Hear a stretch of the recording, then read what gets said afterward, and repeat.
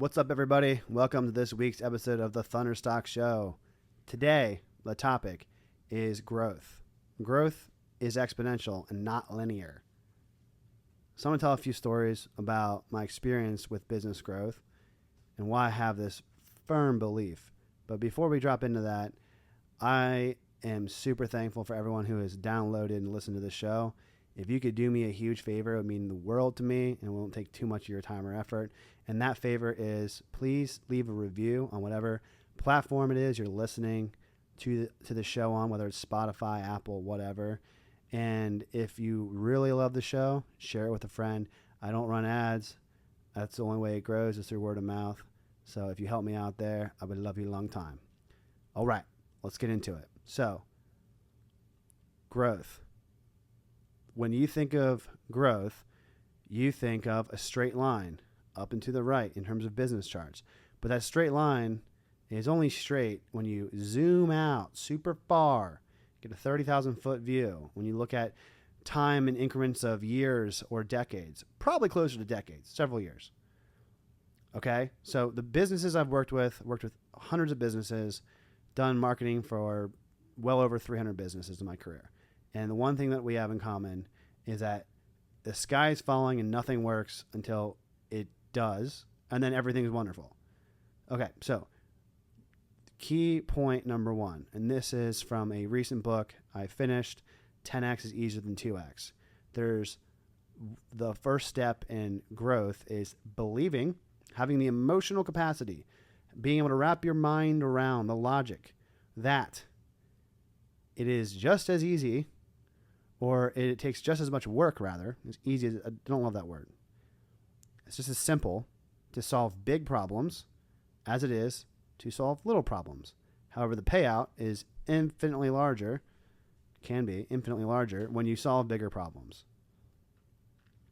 So one example of a time where I worked with a client where we had differing opinions on growth for that business. Originally, this was early on in my fractional CMO career, was brought on to help solve this client's problem with leads. And when we go into it, there's a branding problem, and then there's a media problem, and there's all kinds of marketing problems underneath the surface. But they wanted to solve leads because they thought if they got more leads that they could make more sales and they can grow and maintain where they're at and grow, because they were kind of dipping down and their business was shrinking. So they hired me on to grow the business. Okay, great. When we go to our quarterly or annual offsite meeting, and we talk about what's the big, hairy vision for the goal, the big, hairy, audacious goal. I wanted to triple the business within 3 years. Everyone thought that'd be impossible. They wanted to grow the business by like 10%. Okay?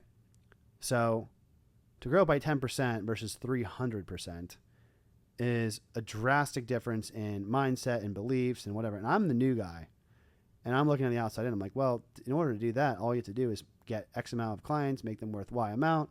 We already have this much in recurring. We can offer ABC service. The biggest pushback was fear. Like, well, what if we don't do it? What will everyone think? What if we aim for the stars and we don't even get off the moon? We go backwards. I said, well, do you think that thinking small will increase your likelihood of achieving your goal? Is your goal to grow, or is your goal to be right? Because you can be wrong with a huge goal and still grow way more than if you're right with a tiny goal. So why would you even shoot small to begin with? And also, like, what gets you out of bed in the morning? Is it the idea of comfort and stability and security and 100% confidence that, okay, we know we're going to hit our goals? Or is it the opportunity to make a huge impact and a difference in your life and your clients' lives? So the first lesson in growth being exponential and linear is if you don't believe it, then you will never achieve it.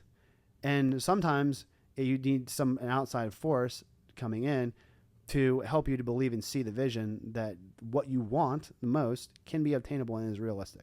Okay, so number one, 10x is easier than 2x. That book, the number one thing it taught me is that it's a mindset and an emotional capacity where you're at today that you have to get to where you want to be. So one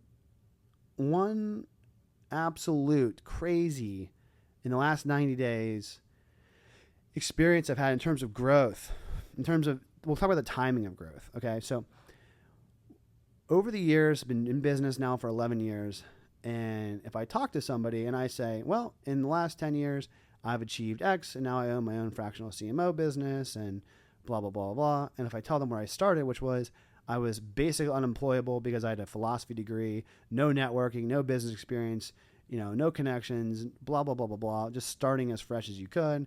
And I told them my first job making $12 an hour as a temp.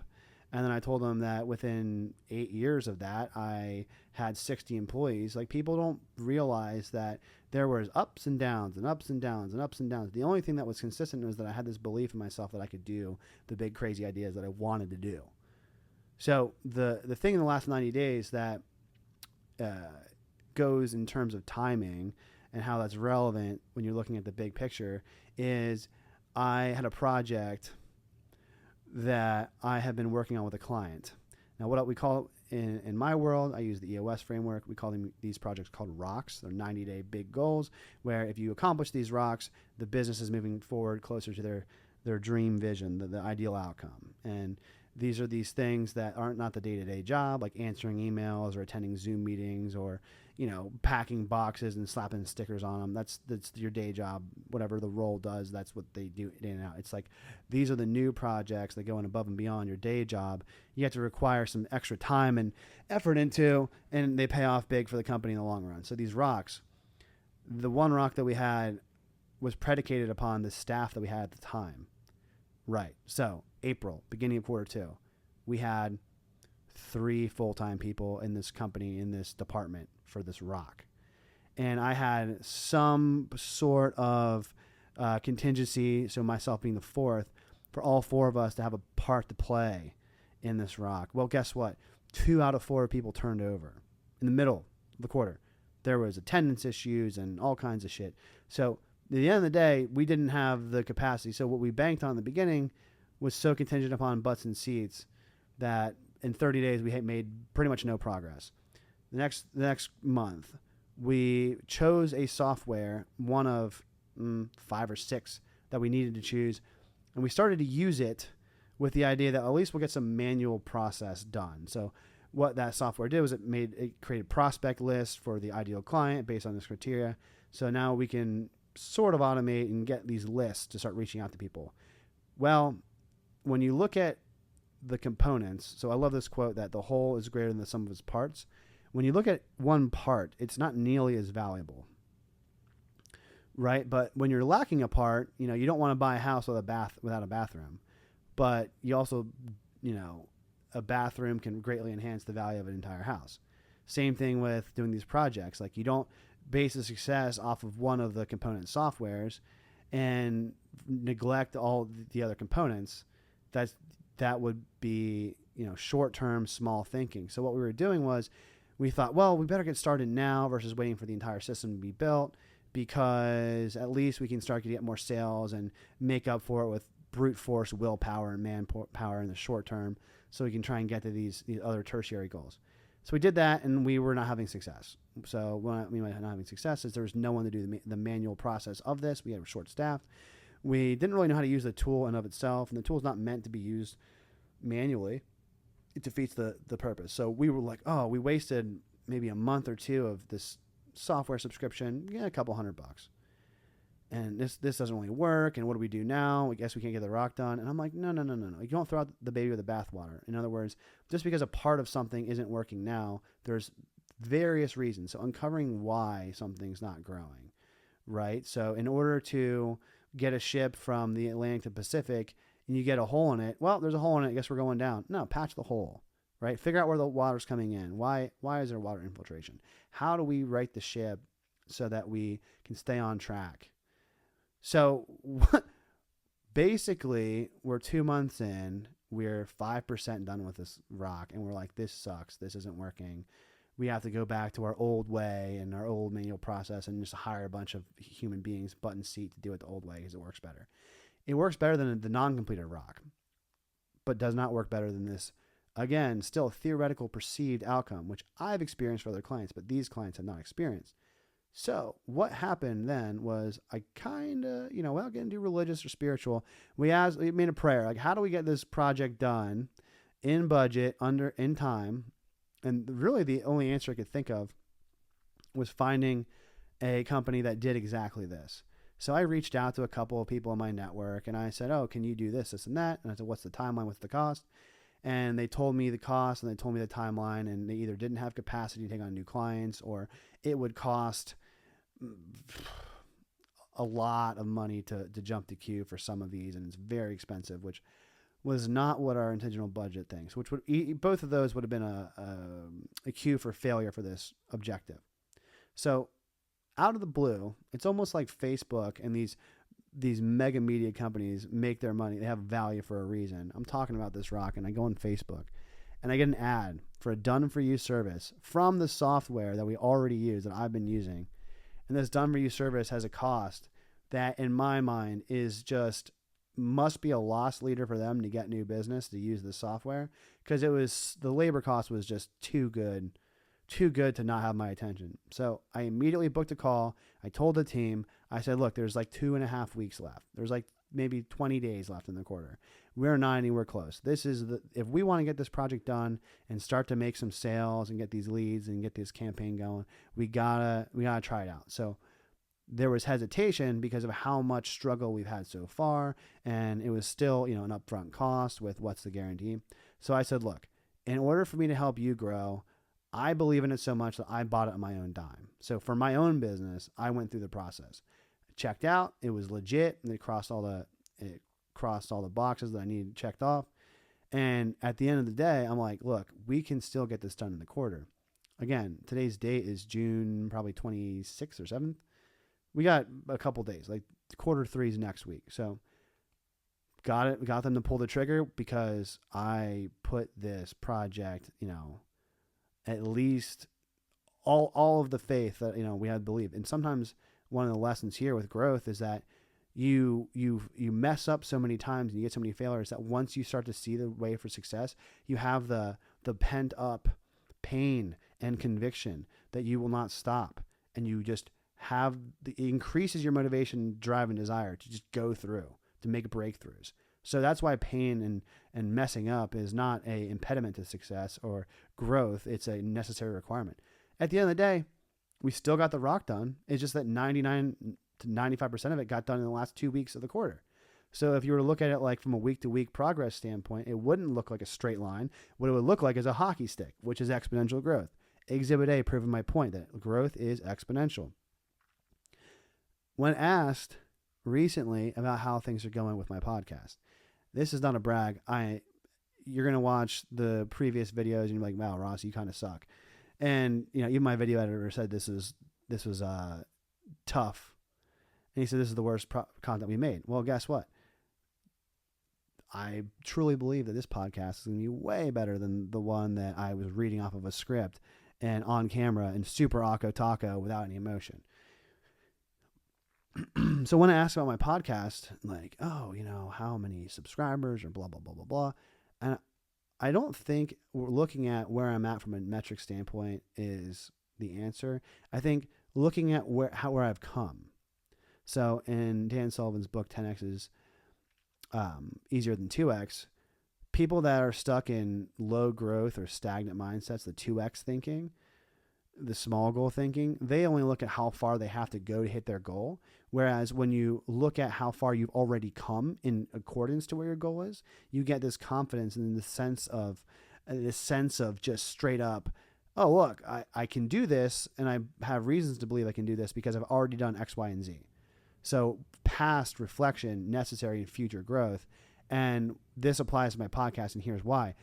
I hired Nathan, Forefront Media, 60 days ago, started doing content. I've been doing YouTube since almost 1 year, 11 months, just about, to July of last year. 99% of all of my downloads on YouTube have been after I hired Nathan.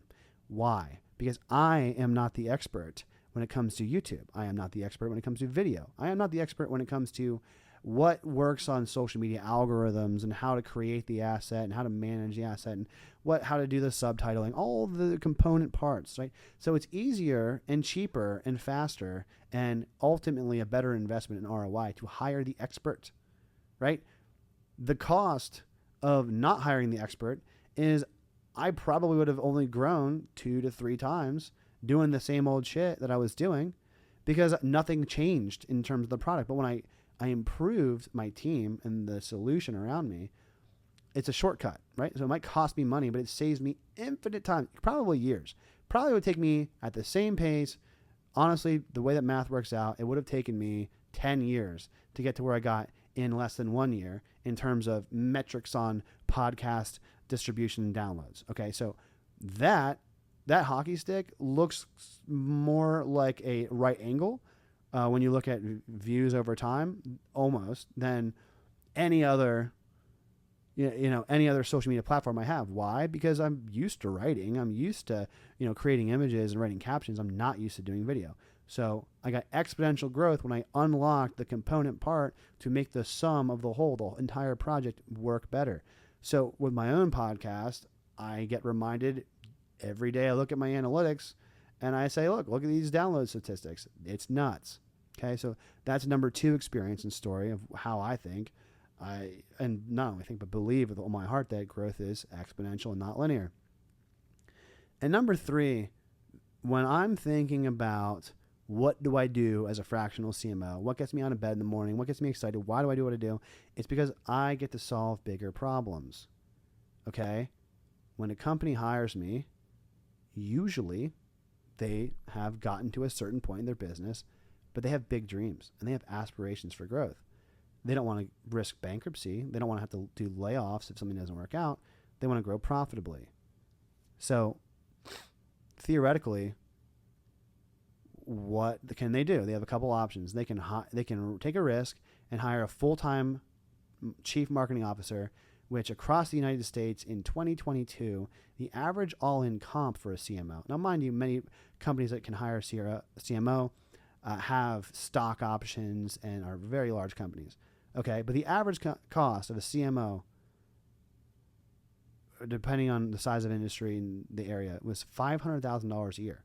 Okay, that's a lot of money, especially for a small business. That's sometimes $500,000 is what that business would do all in profit for a whole year.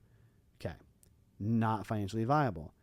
Now you get to certain areas and certain industries, and the average that's outside of these bigger businesses, still $250,000. That's the low end, like the bottom 25% of CMOs in full-time in the United States, $250,000 all-in comp. And that includes ample time for ramping up and training and benefits and all kinds of insurance, things like that, added costs. Okay, you could also hire somebody who's inexperienced, and then you can pay them the same cost that a fractional CMO may cost.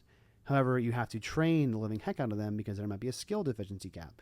There's, it's great if you have someone that's a jack of all trades in marketing that has done marketing before, but if they have not owned and operated and ran a business or worked with dozens of business owners on marketing that is geared towards profitability and growth and not just, hey, I'm good at social media or I'm good at websites. It's, the tactical, it's the strategic marketing. So they might learn it, but you have to then teach them. So if you don't have the skill set to impart upon them, you're kind of burning lots of time and money for not much progress. I think that's 2x thinking. I think that's small thinking. I think that's that there's linear growth, right? Because that person might get a lot of valuable experience and they might job hop and then now you have 0 people, right?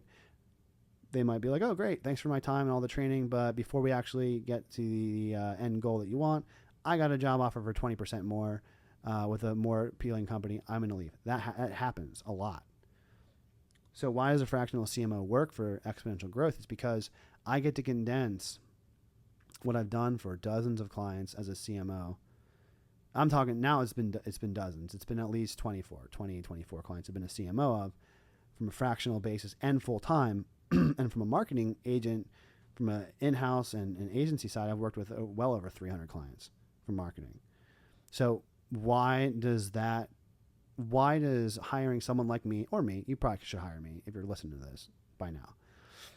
Why does that equate to exponential growth versus linear growth? It's because the simple reason is that you can get to where you want to be cheaper and faster. So you're saving time and money because I have the net accumulated experience of all my book and all my businesses and all the ad spend and all the campaigns and tactics that have worked time and time and time and time and time and time and time again, I have also achieved exponential growth in my own business. So I took something from zero, a non-funded startup, to 25 plus mil asset under management with over 10 mil annual recurring revenue within 3 years during COVID, when I almost went bankrupt.